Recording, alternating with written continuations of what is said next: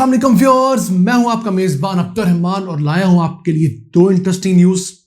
आज की पहली खबर बहुत अहम। नेपरा जो कि पाकिस्तान में मौजूद तमाम पावर प्लांट्स को रेगुलेट करता है, उसने इंपोर्टेड कोयले पे चलने वाले पावर प्लांट्स को हुक्म जारी किया है कि वो पाकिस्तान का मुकामी थर कोयला खरीदना शुरू करें।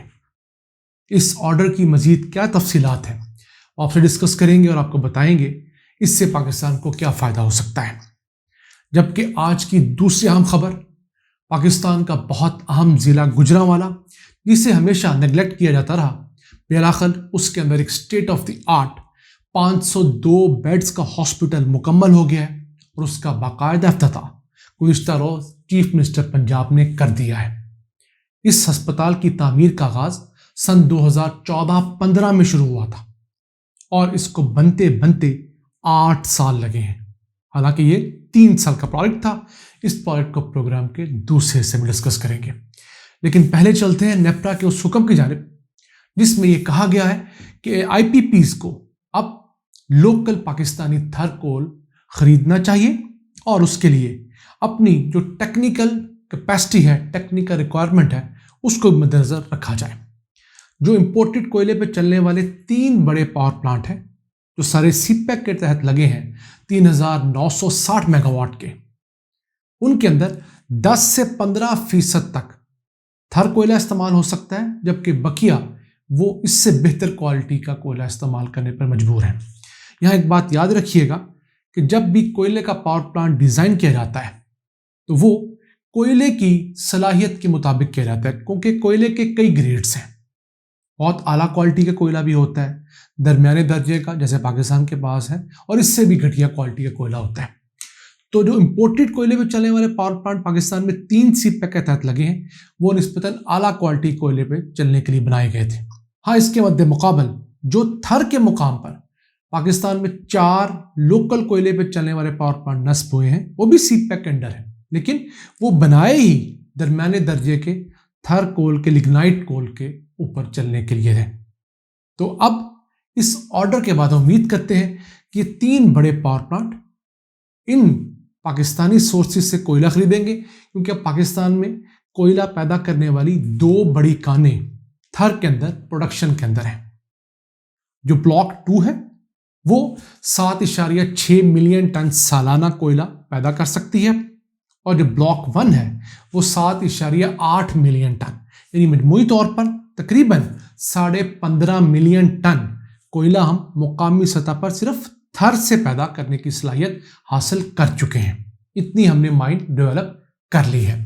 तो इस हिसाब से कहा गया है कि आपने एक तो ये तमाम के तमाम डील करनी है, और फिर जो आप थर से कोयला खरीदेंगे वो डॉलर्स में नहीं, किसी फॉरेन करेंसी में नहीं, बल्कि पाकिस्तानी रुपयों में खरीदा जाएगा। ये बहुत अहम है। हमारी साबका तमाम हुकूमतें यही हम हरकतें करती रही कि फ्यूल की कॉस्ट हमेशा डॉलर के साथ अटैच की जाती रही, और जैसे जैसे डॉलर महंगा होता रहा, पावर प्लांट्स वालों की मौजें लगती रही और आवाम की जेब पर छुरियां फिरती रहीं। अब देखना यह है कि इस चीज़ पर अमल किस हद तक होता है, और फिर थर कोल एनर्जी बोर्ड जो है वो किस हद तक मुआवनत करता है।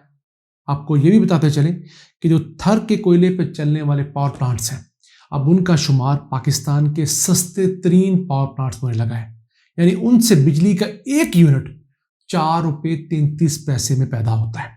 इसी से चलते हैं एक अहम शहर गुजरांवाला, जहां की आबादी ने सारा जोर बेहतरीन और खुश जायका खाने पकाने और खाने पर रखा। अपने लिए यूनिवर्सिटी की ऐसा स्ट्रगल नहीं की गई, अस्पतालों के लिए अपने सियासतदानों से लड़ाई नहीं की, और ये वजह है कि साल तक इनके ऊपर नून लीग मुसल्लत रही और यहाँ पर एक अच्छा हॉस्पिटल, एक अच्छी फुल फ्लैश सरकारी यूनिवर्सिटी ना दिख सकी। बिलाखिर शहबाज शरीफ को किसी तरीके से घेर घार के उन्होंने 2014-15 में एक हॉस्पिटल का संग बुनियाद रखवाया जो कि 502 बेड्स पर मुश्तमिल था, और उसने मुकम्मल होना था सन 2018 तक, यानी शहबाज शरीफ की चीफ मिनिस्ट्री के दौर में उसने मुकम्मल होकर ऑपरेशन होना था। लेकिन 2018 तक बमुश्किल उसका ग्रे स्ट्रक्चर ही मुकम्मल हो सका। देखिए, हमारे यहाँ हमेशा मैं कहता हूँ कि चंद प्रोडक्ट्स लाडले होते हैं और चंद सुतेले। ये प्रोडक्ट 3 साल की बजाय اب جا کر تقریباً 8 سال بعد مکمل ہوا ہے۔ اور اللہ نے کس کی قسمت میں رکھا تھا جس نے 8 سال پہلے سوچا تک نہ ہوگا۔ موجودہ چیف منسٹر پنجاب پرویز الہی نے گزشتہ روز اس کا افتتاح کیا گجرانوالہ جا کے، اور اس کو نام دیا گیا ہے Gujranwala medical and teaching hospital, جہاں پر یہ گوندلاوالا کے قریب گجرانوالہ کا میڈیکل کالج ہے، اسی وسینٹی میں یہ 502 بیڈز کا state of the art hospital بن کے مکمل ہوا ہے۔ 6 منزلہ یہ عمارت ہے، اس کے اندر 19 آپریشن تھیٹرز ہیں، 40 ICU ہیں، اور پھر 16 مختلف میڈیکل کی اسپیشلٹیز ہیں، مثلا نیفرولوجی ہے، نیورولوجی ہے، کارڈیالوجی ہے، میڈیسن ہے، پیڈیاٹرکس ہے۔ اس طرح کی 16 میڈیکل اسپیشلٹیز میں یہ تمام کا تمام ہاسپٹل بن کر تیار ہوا ہے۔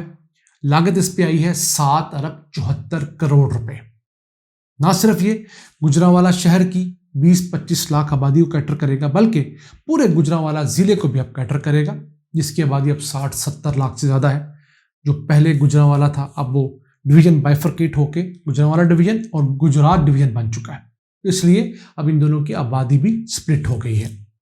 اب گجرانوالہ میں 2 بڑے ہاسپٹلز ہیں، ایک DHQ ہے پرانا جو 450 بیڈز کا ہے، اب یہ 502 بیڈز کا ایک نیا ہاسپٹل بن کر تیار ہوا ہے۔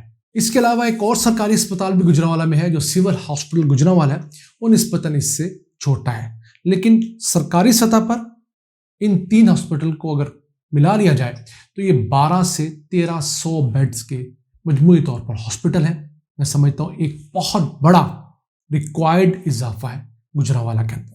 ہاں، ابھی بھی گجرانوالہ میں ایک چلڈرن ہاسپٹل کی ضرورت ہے، اور مجھے خدشہ یہ ہے کہ چیف منسٹر پنجاب اس چلڈرن ہاسپٹل کے پروجیکٹ کو گجرات نہ لے جائیں، کیونکہ ایک چلڈرن ہاسپٹل گجرات میں بننے کے لیے 50 کروڑ روپیہ مختص کر دیا گیا ہے۔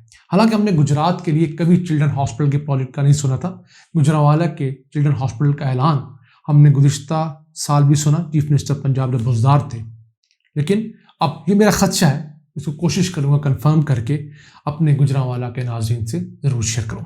اس کے علاوہ ایک اور اچھی خبر بھی گجرانوالہ کے ناظرین کے لیے ہے کہ وزیر آباد کارڈیالوجی جو بالکل گجرانوالہ کے ساتھ ہے، اسے 100 بیڈ سے بڑھا کر 200 بیڈز کرنے کے منصوبے کا سنگ بنیاد رکھ دیا گیا ہے، اور یہ منصوبہ اگلے 1.5 سال میں مکمل ہوگا۔ تو پھر گجرات، وزیر آباد، ہمارا گجرانوالہ اور سیالکوٹ کے ہمارے جو دل کے مریض ہیں ان کے لیے بہت اچھی ایڈیشن ہوگی۔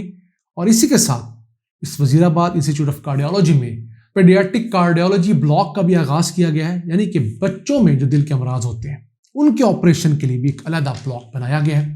یہ بہت ضروری ہے۔ پاکستان میں بڑوں کے دل کے علاج کے لیے تو ہاسپٹلس ہیں، بچوں کے لیے نہیں ہیں۔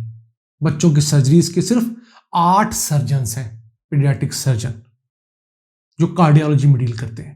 تو امید کرتے ہیں کہ یہ تمام ہسپتال جو بن گئے ہیں وہ بھی اچھے طریقے سے چلیں گے، اور جو اب شروع ہوئے ہیں وہ بھی اپنے وقت مقررہ پر اپنے آپ کو کمپلیٹ کریں گے۔ اور آخر میں تمام ناظرین کو بتائیں گے کہ آپ لوگ کوشش کریں کہ اپنا لائف سٹائل بہتر رکھیں، اپنی خوراک اچھی رکھیں، اور دل کے امراض کی طرف جانے والے تمام راستے چھوڑ دیں۔ ایکسرسائز کو اپنائیں اور اس طرف جائیں ہی نہ جس طرف جا کر آپ کو ان دل کے اسپتالوں میں خدا نخواستہ ایڈمٹ ہونا پڑے۔ آج کے لیے اتنا ہی۔ اپنے میزبان عبد الرحمان کو اجازت دیجیے۔ اللہ نے کے پان۔